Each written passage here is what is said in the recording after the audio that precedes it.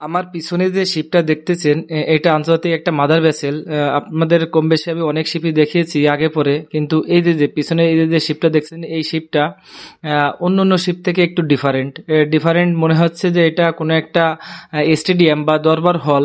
কারণ এর দেখেন আশপাশে সব দিক দিয়ে মানে মোড়ানো, কোনো জায়গায় একটু ফাঁকা নাই। এটা একদম পুরোটাই পানিরোধী, কোনোভাবেই এখানে পানি ঢোকার কোনো অপশন নাই।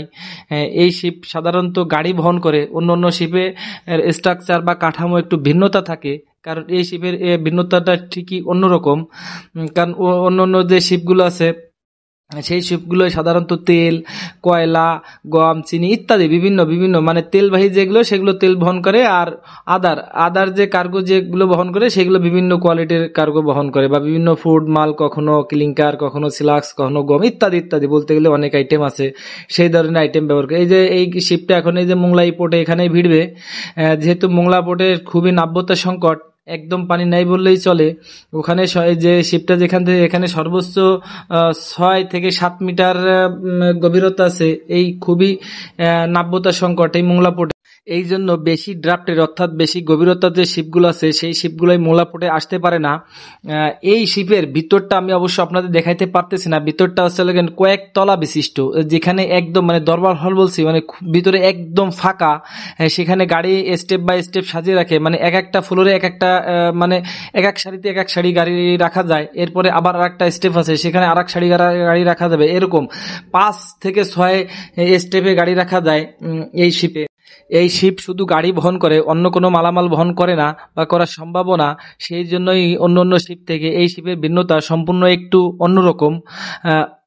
এই শিপের বাইরের কোনো আবহাওয়া ভিতরের যে শিপগুলো গাড়িগুলো থাকে, দুঃখিত, ভিতরে যে গাড়িগুলো থাকে সেই গাড়িকে কোনোভাবেই এফেক্ট করতে পারে না। কারণ বাইরের একটু বাতাস পর্যন্ত প্রবেশ করতে পারে না। দেখেন এতভাবে মোড়ানো শিপটা, মানে চতুর্দিকে এতভাবে ঢাকা, অর্থাৎ পানিরোধী, মানে ওয়াটার টাইট বলে বা পানিরোধী বা আবহাওয়ারোধী। কোনোভাবেই বাইরের কোনো আবহাওয়া ভিতরে প্রবেশ করতে পারে না। সবচেয়ে বেশি মজার এবং আকর্ষণীয় হচ্ছে এই শিপটার কাঠামোটা দেখেন, একদম মানে মনে হচ্ছে বিশাল কোনো সুবিশাল একটা শহর। ভিতরে এতটাই মানে সৌন্দর্য এবং আকর্ষণ। এই শিপের ভিতরে আপনি যখন যাবেন তখন আপনার কল্পনাই মনে হবে না যে আপনি কোনো পানির মধ্যে আছেন, নাকি কোনো একটা শহরে আছেন, নাকি কোনো একটা গাড়ির শোরুমে আছেন। মানে এতটাই সাজানো গোছানো এবং এতটাই সৌন্দর্য, সারিবদ্ধভাবে গাড়ি। এই গাড়িগুলো নিয়ে আসে বাংলাদেশে, বিভিন্ন রাষ্ট্র থেকে বাংলাদেশে নিয়ে আসে। বাংলাদেশে মোংলা পোর্টে খালি করে আবার সে ব্যাক করে চলে যাবে। তাই এই শিপ যারা আগে পরে দেখেন নেই তারা অবশ্যই জানাইবেন যে এতটা সুন্দর। দেখুন একদম ধীর গতিতে আস্তে আস্তে এই মোংলা পোর্টে ভিড়াইবে। মোংলা পোর্ট এরিয়ায় যখন চলে আসবে, মানে পোর্টের যে একটা লিমিট আছে, পোর্ট লিমিটে চলে আসলে তখন আর ক্যাপ্টেনদের সাধারণত কোনো দায়িত্ব থাকে না। তারা জাস্ট এই দায়িত্বটা বুঝে নেয় এই পোর্ট অথরিটি অর্থাৎ হারবার মাস্টার যারা আছে, তারাই এই শিপটা তখন নিয়ন্ত্রণ করবে। যে কোনো ধরনের বিপদ আপদ সুবিধা শুধু তারাই এইগুলো ফেস করবে। হারবার মাস্টারগুলো যেভাবে শিপটাকে অপারেটিং করতে বলবে, যে গতিতে চালাইতে বলবে, তার কথা অনুযায়ী এই শিপটা চালাইতে হবে।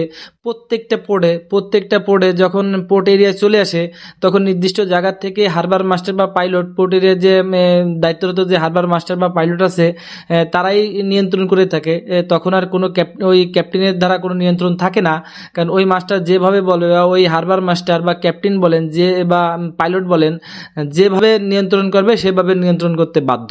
এই ধরনের বড় বড় মাদার ভেসেল শুধু শিপ গাড়ি ক্যারি করে বা অন্যান্য মালামাল ক্যারি করে, বিষয়টা সেরকম না। যে কোনো আন্তর্জাতিক মাদার ভেসেল সেই পোর্টের জলসীমায় যখন চলে আসবে বা নির্দিষ্ট এরিয়ায় যখন চলে আসবে, তখন প্রত্যেকটা সারা বিশ্বে একই নিয়ম যে সেই পোর্ট এরিয়ায় চলে আসলে তখন আর ওই শিপ চিফ বা শিপ প্রধান ক্যাপ্টেনের তার কোনো ওইভাবে দায়িত্ব থাকে না।